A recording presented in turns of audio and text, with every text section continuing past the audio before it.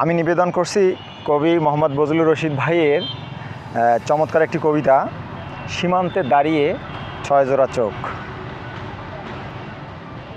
সীমান্তে দাঁড়িয়ে ছয় জোড়া চোখ তাকিয়ে থাকে নিশীথে ধোঁয়ার আড়ালে। স্বপ্নে মোরা কালো আকাশ ছোঁয় অজানা প্রশ্নের গুঞ্জন শুনে।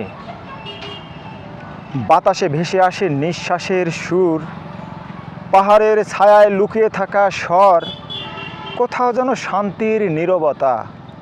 সীমান্তে হারিয়ে যাওয়া প্রার্থনার ঝংকার। এক পা সামনে এক পা পিছে, এক পা সামনে এক পা পিছে, পৃথিবীর সীমা দুই পারের মাঝে।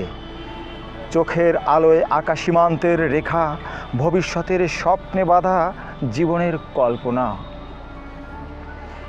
রাত্রি শেষে সূর্য ওঠে নতুন দিনে, আলো ছড়িয়ে পড়ে সীমান্তের কাঁটাতারে। ছয় জোড়া চোখের স্বপ্নে জাগরণ, ভবিষ্যতের পথে নতুন আলোর আগমন।